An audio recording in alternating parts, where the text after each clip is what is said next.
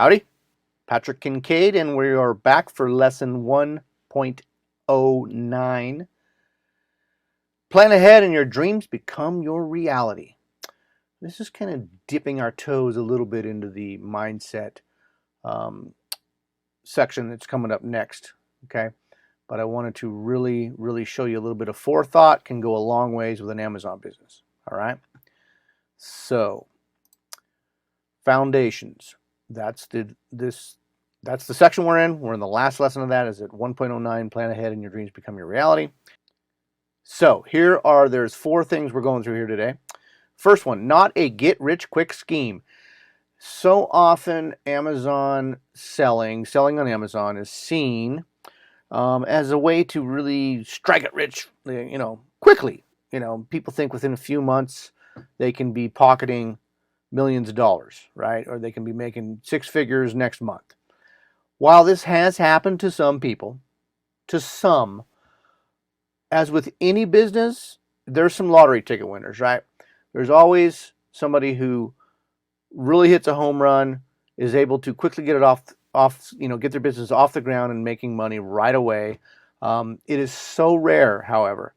Every entrepreneurial endeavor that I've ever been in, and all the big guys who are making billions, right? They started out at the beginning, and they started out with a plan in mind, or not, but nevertheless, it took them a while to get there. They've had to plug away and keep rolling month after month for quite some time in order to get to their end goal, or at least in order to get to a place where they can be making some money, and call their business a success. Now, what separates Amazon selling from those many other businesses that you could have, selling product or not selling product, what separates Amazon from all those is that the platform, the FBA platform, and the system that's set in place for us third-party sellers, it has so many things that we need already built into it, right? We don't have to go out and hire customer service. We don't have to go get a shipping service to house our products and to ship them out when the orders come in. We don't have to have a website where we have to get traffic driven to it, right? The Amazon catalog is there. It is really just set up ahead of time for us to just come in and utilize. So you can get up and running and get to closer to your riches a lot quicker than most any other business model, okay? But it's not a get-rich-quick scheme. This should not be something you consider and quitting your job and paying your bills within 3 months. Have I talked about in the past, and do I have clients who have I have case studies on who, yes, they quit their jobs 3 months after they started their Amazon business? Yes. But it's only if you're a unique set of circumstances and usually another income coming into your family would allow such a quick 3-month exit from starting your Amazon business to quitting your job and then just running your Amazon business, right? Most people need a little while in this space to get up to speed, which takes us to item number 2 here. How long should this take, right? If you're sitting here watching this right now, you've obviously already made a commitment to take that next step, take many more steps to get through the process and really learn this blueprint and execute what this blueprint's going to teach you, okay? You're in year 1. You're learning. And in year 1, you should be first and foremost learning how this all works, learning how you can fit in this Amazon business, in your Amazon business, right?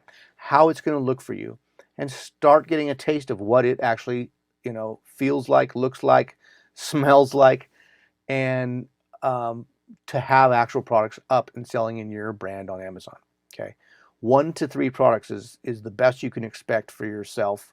If you're a solo bootstrapper who's starting, maybe you got 10 grand in the bank that you're putting to use here. Maybe you've only got 5 grand that you're putting to use here. Maybe you're testing product and you've got $1,000 to spend, and 3 months from now you're going to have a little bit more cash to put into it.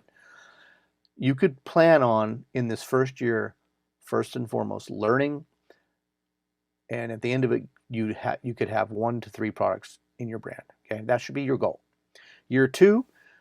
By year 2, you should have known enough and had enough experience remember, experience mixed with education, experience with learning from others. Put those two together, and um, you have, in year two, you should be able to be scaling efficiently now. Every product you launch, you should be able to get it up, get it launched, and get it scaled. Scaled meaning you're able to order inventory. After that first order, you're able to order your second batch of inventory and then move your efforts to that next product. Okay. Scaled means you've got it kind of in its cycle, in its product cycle. All right. In year two, you could expect, 4 more products or so. It just all depends. Let's say you're adding 15 colors of your first product. Yeah, a lot easier to add 15 colors than it is to find 4 brand new products. You're just changing colors on an existing product, right? So yeah, you could have 20 SKUs at the end of year two if you're just adding variations on that first or second or third product. Okay. Year three, you're getting ready to sell your business, or at least getting ready to be able to sell your business. And yeah, you might want to be keeping your business long term, but the reason I say get ready to sell is because you have to, if you get your business to a place where it's ready to sell and you end up keeping it, then cool. It pretty much means that you've scaled it to a point to where it's rolling great. If someone's willing to buy this business, that means you've got it rolling efficiently and it's profiting, right? So whether you sell or not doesn't really matter. But getting ready to sell, that's that year three. If you're rolling along at a good clip and pace, by the end of year three, you should be able to sell your business if that was your goal, okay? And you're rounding out that year three at 10 to 15 great products total altogether, okay? So you may have like a dozen individually viable products. That may only be 6 or 7 or 8, okay? It just depends on your market, and it depends on how you executed and how you learned in that first year, and then you scaled efficiently in the second year, all right? Okay. So, a real seller scenario.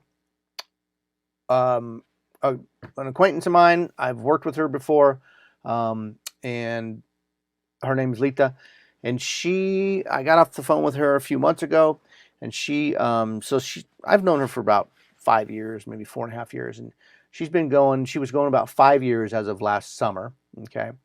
And so that was about 5 years in after she started her business, or 4.5 years after she started her business on Amazon. By this point in time, she had 2 brands, okay? She had 2 individually isolated brands in different niches. One was way over here in pets, one was way over here in personal health, okay? So 2 brands. She had 14 products total between those 2 brands.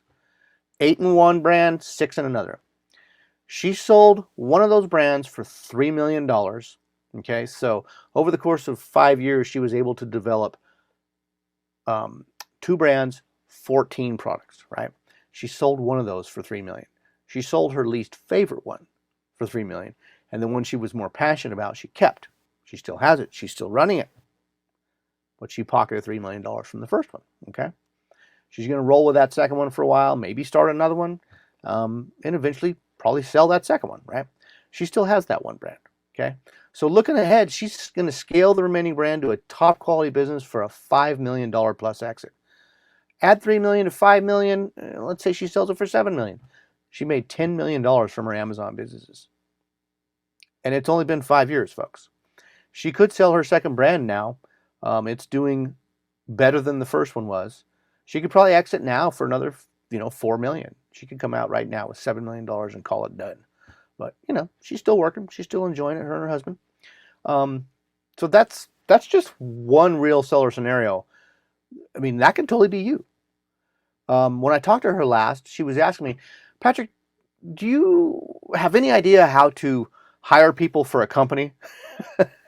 She's all, since we sold the first brand, I'm taking the second brand, and I'm scaling it past where I ever did. It was just a one person, me and my husband show before. So she did all this that you see on the screen, which is her and her husband. And mostly it was her, okay? Her husband was, I think he was working the financials and knowing the numbers on the back end and really dealing with suppliers, but everything else she was handling on a day-to-day. She was driving the traffic. She was, creating the content, having it created. She was hiring all the freelancers to make images and make her listing and all that. So that's first brand she sold, and the second one that she had developed alongside that was all done with just her and her husband. We're not talking about a big company. So now she's wanting to form more of a company and bring in more employees. I say, oh, that scares some people, or back in the day we called it the E word, employees. But maybe that's what you want to do. Maybe you're great at hiring people. Maybe you're great at scaling business. Maybe you'll find out that you're great at that, But you could be starting just you, and a few years from now, be seeing an exit like this. I mean, imagine working for a few years, putting a few bucks in to start, 10 grand, let's say, and a few years from now, selling your brand for 3 million. Totally doable. Okay. Lita did it. So that brings us kind of through that conversation. All right. I just wanted to put that out here so you could really get tuned into what kind of actual 3-year plan you could have. Okay. And that you should have. We're not talking a 3-month plan. We're talking a few years, right? Yes. Can you start profiting and putting money in your pocket after the first year? Sure. Absolutely. Lots of people do it. Okay. So your action item today is think ahead 3 years for me. Okay. Write down what you want your life to look like. A, how much cash are you earning 3 years from now? How much have you saved? Where are you living? Do you have more than one house to live in? Like my family, we want to have a place in Arizona, a place in Northern California, or possibly Southern California, and maybe even a place in Hawaii. We may do Airbnbs for 3 months at a time in Hawaii and have a house in Grass Valley where I live, or a house in Arizona where my mom and my siblings are at. We can break that up in different places. But what does your life look like 3 years from now, right? Where are you living? How many hours a week are you working? Do you want to still be working and building a company and working 70 hours a week 3 years from now? Do you want to just be working 10 hours a week and have things working on autopilot? Write that down, okay? Are you just selling on Amazon or more? Or have you branched out to Walmart.com? Have you branched out to your own Shopify store? Have you moved off of Amazon and now you're selling all from your own store? What is your main focus each day? Are you wanting to be involved working on and in your brand, selling on Amazon, developing new products? Or do you really want to be detached from it? Do you want to be selling your business at the end of that 3 years? 3 years from now, would you have want to be sitting where Lita was this last year and having just sold your first brand on Amazon for a few million? Okay, answer those questions, write them down. Now think about 1 year from now. How much cash do you need to be earning? Write that down. Okay, let's say you need to replace your income. You're making $120,000 a year now. Write down $120K per year 1 year from now. You need to be making $10,000 a month, okay? How much are you working versus doing other things like family, travel, things you're interested in, maybe starting your nonprofit? You might want to wait a couple years to do that, but you get what I mean. How much are you working versus doing other things besides working on your Amazon business? And C, are you passionate about the products you're selling? What about your customers? Do you really connect with them? Have you got in there and are you really wanting to connect with your customers and really know everything there is to know about your brand, about the products you offer, and about your audience? Or you want to be hiring another company to do all that stuff for you, and you just kind of have the name on the brand, okay? I want you to keep the answers to these questions in a safe place. And we're going to go ahead and workshop those together in the hot seats to help you finish painting your picture. And you'll be able to set your goals for success. This looking ahead part, I mentioned it in an earlier lesson. It's what's revolutionized my life, okay? My wife started making dream boards, and that's something that you could actually take the answers to these questions, and we can work that into a dream board for you. I'll be darned. Since she started making those dream boards for us, we look back at the end of the year, and everything so far that we put on those boards has come true. And we got the things to put on those boards from running through this exercise of looking ahead and picturing where we want to be a certain time frame in the future. Physically, mentally, spiritually, financially, all the things we want to see take shape and be manifested in our lives in a time frame in the future. That's what this exercise does for you. So please write these down and keep the answers in a safe place. We'll go over them soon together, perhaps. All right. That's it from me. That is all we got. Oh, look at my buddy Tony Robbins. My buddy Tony Robbins. We usually overestimate what we think we can accomplish in 1 year, but we grossly underestimate what we can accomplish in a decade. Man, if this isn't true, this is something I've learned in the last 5 years for sure. We usually overestimate what we think we can accomplish in 1 year.